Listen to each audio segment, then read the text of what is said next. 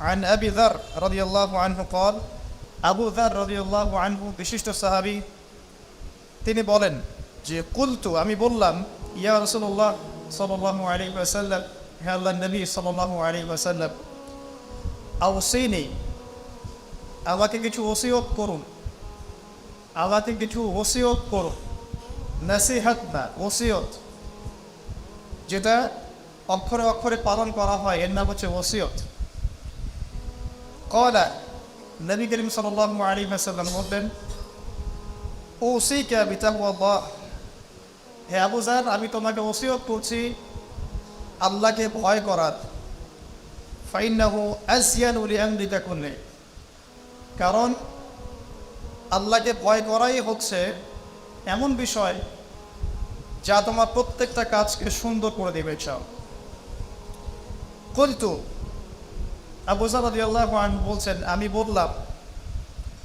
জিদনি ইয়া রাসূলুল্লাহ আমার জন্য আরো বাড়িয়ে দিন হে আল্লাহর রাসূল আরো কিছু বলুন ক্বালা নবী সাল্লাল্লাহু আলাইহি ওয়াসাল্লাম বললেন আলাইকা বিতিলাওয়াতিল কুরআন আলাইকা বিতিলাওয়াতিল কুরআন তোমার উপরে কোরআন তেলাওয়াতকে অবধারিত করে নাও ওয়া যিকরিল্লাহি আযজা ওয়া জাল এবং আল্লাহ রাব্বুল আলামিনের জিকির বা স্মরণ করার বিষয়টাকে অবধারিত করে নাও ফাইন্নাহু যিকরুল্লাহি ফিস সামা কারণ এই দুটো কাজের মধ্য দিয়ে আসমানে তোমাকে স্মরণ করা হবে আসমানবাসী তোমাকে স্মরণ করবে ওয়া নূরুন লাকা ফিল আরদ এবং এই দুটো কাজের মধ্য দিয়ে পৃথিবীতে তোমাকে নূর দেয়া হবে আল্লাহর পক্ষ থেকে নূর বা আলো দেয়া হবে কুলতু আবু যার রাদিয়াল্লাহু আনহু বলছেন আমি বললাম জিদনি ইয়া রাসূলুল্লাহ আমার জন্য আরো বাড়িয়ে দিন হে আল্লাহর রাসূল সাল্লাল্লাহু আলাইহি ওয়াসাল্লাম তিনি বলছেন ক্বালা আলাইকা বিতুলিস সামতি তোমার উপর অবধারিত করে নাও দীর্ঘ নীরবতা দীর্ঘ সময় চুপ করে থাকার বিষয়টা তোমার উপর অবধারিত করে নাও ফাইনাহু মাতরাদাতুল লিশ-শাইতান কারণ এই কাজের মধ্য দিয়ে শয়তান বিতাড়িত হয়ে যায় সুবহানাল্লাহ ওয়া আউনুন লাকা আলা আমরি দীনিক দীর্ঘ সময় চুপ থাকলে তোমার দিনের প্রতিটা কাজ করার ব্যাপারে আল্লাহ তোমাকে সাহায্য করবেন বা দীর্ঘ নীরবতার ব্যাপারটা দিনের প্রতিটা কাজ করার ক্ষেত্রে তোমাকে সহযোগিতা করবে কুলতু আমি বললাম জিদনি ইয়া রাসূলুল্লাহ ইয়া রাসূল সাল্লাল্লাহু আলাইহি ওয়াসাল্লাম আমাকে আরো বাড়িয়ে দিন আরো কিছু বলুন আরো কিছু ওসিয়ত করুন ক্বালা তিনি বললেন ইয়াকা ওয়া কাসরাতাদ দুহিক সাবধান থাকবে বেশি বেশি হাসবে না ফাইন্নাহু ইউমিতুল কলিব কারণ যারা অধিক পরিমাণে হাসাহাসি করে তাদের কলব মরে যায় তাদের কলবের মৃত্যু ঘটে ওয়া ইয়াযহাবু বিনূরি ওয়াজহি এবং চেহারার মধ্যে নূর চলে যায় চেহারায় কোনো জ্যোতি বা নূর থাকে না কুলতু জিদনি ইয়া রাসূলুল্লাহ ইয়া রাসূল সাল্লাল্লাহু আলাইহি ওয়াসাল্লাম আমাকে আরো বাড়িয়ে দিন আরো কিছু ওসিয়ত করুন ক্বালা এবার তিনি বললেন সাল্লাল্লাহু আলাইহি ওয়াসাল্লাম কুলিল হাক্কা ওয়া ইন কানা মুররান সর্বদা সত্য কথা বলবে সত্যের উপর থাকবে যদিও এটা অন্যের কাছে তিক্ত হয় সত্য কথা বলবে যদিও এটা তিক্ত শোনায় কুলতু জিদনি ইয়া রাসূলুল্লাহ তিনি বলছেন আমি বললাম হে আল্লাহর রাসূল আরো বাড়িয়ে দিন আমাকে ক্বালা এবার নবীজি বললেন সাল্লাল্লাহু আলাইহি ওয়াসাল্লাম লা তাখাফ ফিল্লাহি লাউমাতা লাইম আল্লাহর পথে কাজ করার ব্যাপারে বা আল্লাহর পথে চলার ক্ষেত্রে আল্লাহর দ্বীন পালনের ক্ষেত্রে নিন্দুকের নিন্দার পরোয়া করবে না আল্লাহর ব্যাপারে নিন্দুকের নিন্দার সমালোচনার পরোয়া করবে না কুলতু জিদনি ইয়া রাসূলুল্লাহ তিনি বললেন আমি বললাম যে আরো বাড়িয়ে দিন হে আল্লাহর রাসূল আমার জন্য নবী করিম সাল্লাল্লাহু আলাইহি ওয়াসাল্লাম বললেন ক্বাল লিয়াহজুসকা আনিন নাস মা তা'লামু মিন নাফসিক যখন মানুষের ব্যাপারে তোমার নেগেটিভ কোনো মন্তব্য করতে হয় বা কারো ব্যাপারে যদি নিন্দা করতে চাও, এরকম ইচ্ছা জাগে মনের মধ্যে, তাহলে আগে চিন্তা করবে যে এই দোষটা তোমার মধ্যে আছে কিনা। অর্থাৎ নিজের নফসের খেয়ালটা তুমি আগে বেশি নেবে অন্যের নিন্দা করার আগে। রাওয়াহুল বাইহাকি, হাদিসটা এসেছে বাইহাকি শরীফের মধ্যে ফি শুআবুল ঈমান, এবং মিশকাতুল মাসাবিহের মধ্যে এসেছে হাদিসটা 414 এবং 415 পৃষ্ঠায়। অত্যন্ত চমৎকার একটা হাদিস। আজকে আমরা ইনশাআল্লাহ আযজা ওয়া জাল এই হাদিসের উপরে সামান্য কিছু কথা বলে আমাদের আলোচনা শেষ করব ইনশাআল্লাহ তাআলা। আবু যর রাদিয়াল্লাহু আনহু একজন বিশিষ্ট সাহাবী, আপনারা জানেন, যার ব্যাপারে নবী করিম সাল্লাল্লাহু আলাইহি ওয়াসাল্লাম বলেছিলেন, আবু যর, তুমি খুব নরম মানুষ, তাই কখনো দায়িত্ব চেয়ে নিও না, কারণ তোমার উপরে যদি 2 জন মানুষের দায়িত্ব দেয়া হয়, তোমাকে যেন ছুরিবিহীন জবাই করে দেয়া হবে। আবু যর রাদিয়াল্লাহু আনহু খুব আধ্যাত্মিক নরম মনের মানুষ ছিলেন। তিনি নবী সাল্লাল্লাহু আলাইহি ওয়াসাল্লামকে খাস করে বলছেন, এটা আমভাবে নয়, আমি যেমন আমভাবে সবার উদ্দেশ্যে কথাগুলো বলছি, এভাবে আমভাবে নবীজি এই কথাটা তাকে বলেন, বরং খাসভাবে বলেছেন, পার্সোনাল নসিহত, ইন্ডিভিজুয়ালি বলেছেন। তিনি বলছেন, হে আল্লাহর রাসূল, আমাকে কিছু নসিহত করো, কিছু ওসিয়ত করো। ওসিয়ত কি জিনিস?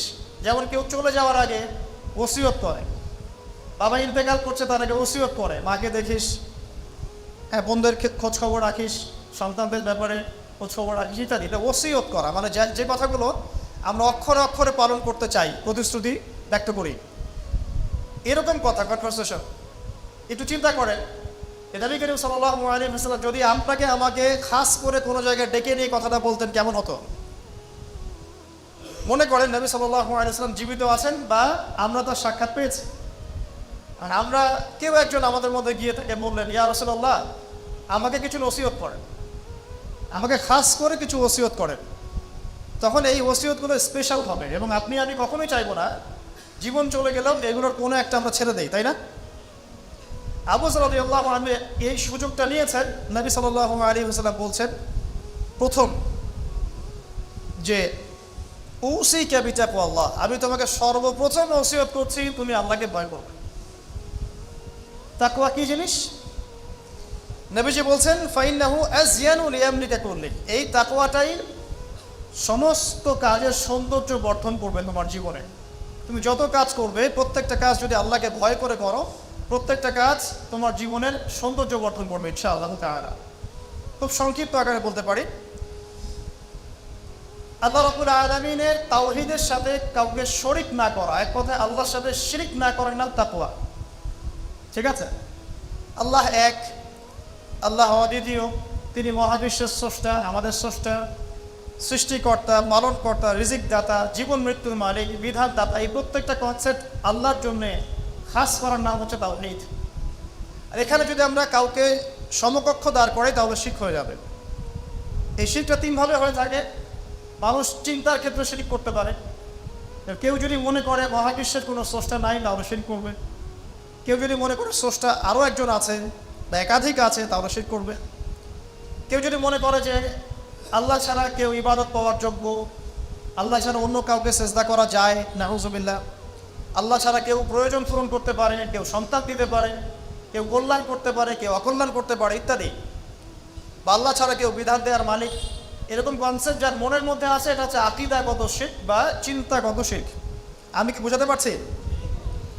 2 নাম্বার, কাজের শিরক। যেমন কেউ যদি আল্লাহকে সিজদা না করে অন্য কাউকে সিজদা করে, কর্মগত শিরক করেছে। আল্লাহ পাকের হালালকে কেউ যদি হারাম করে নেয়, কর্মগত শিরক করেছে। আল্লাহ পাকের হারামকে কেউ হালাল করে নেয়, কর্মগত শিরক করেছে। আল্লাহর কাছে দোয়া না করে মৃত মানুষের কাছে দোয়া করে, শিরক করেছে। এগুলো কাজ করতে গিয়ে শিরক করেছে। ইভেন আল্লাহর নামে কসম না করে অন্য কারো নামে কসম করলেও শিরক হয়ে যায়। অনেক সময় আমরা হাতের মধ্যে রশি পড়ি, পাথর পড়ি, অনেক কিছুই পড়ি, আমাদের বিশ্বাস হয় এগুলো আমাদের উপকার করতে পারবে, অপকার করতে পারবে, তাহলে শিরক হয়ে যায় না? সন্তান আল্লাহ দেন, যদি আমরা মনে করি যে মাজারে গিয়ে দোয়া করলেই সন্তান পাওয়া যাবে, শিরক হয়ে যাবে। আর শিরক এমন একটা পাপ যে পাপটা আল্লাহ পাক তওবা ছাড়া মাফ করেন না। মৃত্যুর আগে যদি তওবা করে মানুষ, ইনশাআল্লাহ আল্লাহ পাক মাফ করে দিবেন। যদি তওবা না করে মারা যায়, সম্ভাবনা বেশি এই ব্যক্তি জাহান্নামে যাবে, নাউযুবিল্লাহ। কারণ প্রত্যেক 1999 জন মানুষ জাহান্নামে যাবে যাদের আমল নামায় শিরকের পাপ থাকবে। আল্লাহ পাক সূরা নিসার মধ্যে বলেছেন, ইন্নাল্লাহা লা ইয়াগফিরু আন ইউশরাকা বিহি ওয়া ইয়াগফিরু মা দুনা যালিকা লিমান ইয়াশা। আল্লাহ পাক শিরকের গুনাহ ব্যতীত যে কোনো গুনাহ যাকে ইচ্ছা মাফ করতে পারেন। যে কোনো গুনাহ, আপনি জিনা করেছেন, সিজদা করেন, ফিরে আসেন, আল্লাহ মাফ করে দেবেন ইনশাআল্লাহ। আপনি সুদ খেয়েছেন দীর্ঘদিন, সুদ থেকে ফিরে আসেন, দীর্ঘদিন মায়ের সাথে জিনা করেছেন সুদের মধ্য দিয়ে, তওবা করে ফিরে আসেন, আল্লাহ এখনই মাফ করে দেবেন ইনশাআল্লাহ। আপনি খুন করেছেন মানুষকে, যদি আপনি চিন্তা করেন যে আমার একটা অপরাধ হয়েছে এবং আপনি তওবা করে খালেসভাবে ফিরে আসেন, আল্লাহ মাফ করে দেবেন ইনশাআল্লাহ। ব্যভিচার করেছেন, বিবাহিত হওয়ার পরেও জিনা করেছেন, এই ব্যক্তির কিন্তু পৃথিবীতে বাঁচার আসলে কোনো অধিকার নাই। তারপরেও যদি সে গোপনে তওবা করে ফিরে আসে রাতের অন্ধকারে, আল্লাহ চাইলে মাফ করে দেবেন ইনশাআল্লাহ। যে কোনো পাপ আল্লাহ পাক যাকে ইচ্ছা মাফ করতে পারেন, শিরক ছাড়া। শিরক যদি তওবা না করে মারা যায়, বেশিরভাগ সম্ভাবনা হচ্ছে সে জাহান্নামে যাবে। আরেকটা ডেঞ্জারাস বিষয় হচ্ছে, শিরক করে মারা গেলে কবরে রব্বুক উত্তর দিতে পারবে না। যারা রব্বুকে উত্তর দিতে পারবে, নিঃসন্দেহে তারা কখনো শিরক করে নাই, আল্লাহ পাকের তাওহীদের উপরে ছিল।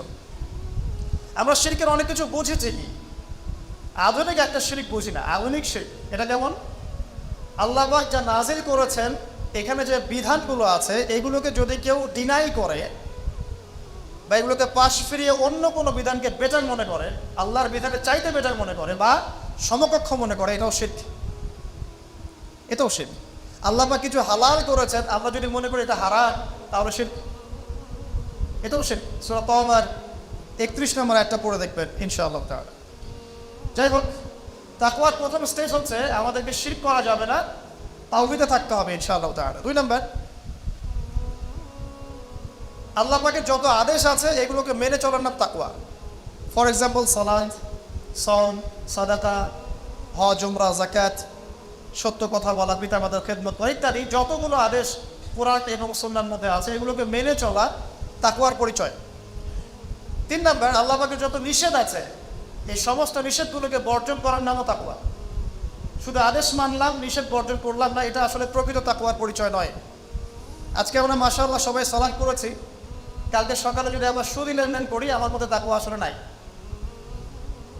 আমি ধর্মীয় জীবনে পাক্কা মুসল্লি হলেও অর্থনৈতিক জীবনে পাক্কা সূক্ষ্ম থেকে গেছে। এই অবস্থায় যদি তওবা না করে মারা যায়, মায়ের সাথে জেনার অপরাধ নিয়ে কিয়ামতের মাঠে উঠবে ইনশাআল্লাহ। এটা আমার কথা না, নবী সাল্লাল্লাহু আলাইহি ওয়াসাল্লাম বলেছেন, সহিহ বুখারীর হাদিস। যে কোনো আলেমকে জিজ্ঞাসা করবেন, যে কোনো মাদ্রাসায় যাবেন, যে কোনো প্রকাশনীর বুখারী শরীফ কেনেন না কেন, হাদিসটা পাবেন, যে ব্যক্তি 1 দিরহাম সুদ খেলো সে যেন 36 বার জেনা করলো। আপনি যদি জানেন যে আপনার ক্লোজ কোনো ফ্রেন্ড বা আত্মীয় বা হুয়েভার ইজ সে জেনা করে বেড়ায় বা মেয়েদের সাথে, একাধিক মেয়ের সাথে তার সম্পর্ক আছে, ইলিগাল রিলেশনশিপ, আপনি নিশ্চয়ই তার থেকে সম্মানের দৃষ্টিতে তাকাবেন। আর আখিরুজ্জামান এমন একটা যুগ যেখানে সুদ থেকে বাঁচা সো ভেরি ডিফিকাল্ট। এখানে হাজারে খুব কম মানুষই সুদ থেকে বাঁচতে পারবে। যারা বেঁচে থাকবে তাদের গায়েও সুদের ছিটাফোনা এসে লাগবে, কারণ পুরো বিশ্বের ইকোনমিক সিস্টেমটাই সুদভিত্তিক। এটা পরিপূর্ণরূপে ইসলামিক ধাঁচে সাজানো এখন সম্ভব বলে মনে হচ্ছে না। আমরা চেষ্টা করতে পারি, সম্ভব কখন হবে, যখন শেকড় উপরে আসবে। আর শেকড় কখন উপরাবে, যখন মালহামা হবে। আর মালহামা কখন হবে, যখন মদিনার গুরুত্ব কমে যাবে এবং জেরুজালেমের গুরুত্ব বেড়ে যাবে। আর যখন আল মাহদি আসবেন এবং ঈসা ইবনে মারইয়াম আসবেন, তখন পৃথিবীতে ইনশাআল্লাহু আযজা ওয়া জাল ইসলাম ব্যতীত কিছুই বাকি থাকবে না। তখন ইনশাআল্লাহ তাআলা উপরের লেভেল থেকে সুদ বলতে কিছু থাকবে না ইনশাআল্লাহ। তবে এখন কি করবে, ফাত্তাকুল্লাহা মাসতাতা'তুম, এখন এতটুকু করবে, ফাত্তাকুল্লাহা মাসতাতা'তুম, তোমরা সাধ্যমতো আল্লাহকে ভয় করো। আপনার সাধ্যে যতটুকু কুলায় এতটুকু আপনি দূরে থাকবেন। পারতপক্ষে চেষ্টা করবেন সুদ যেন আপনার গায়ে না লাগে। আল্লাহ পাক বোঝার তৌফিক দান করুন। আমিন।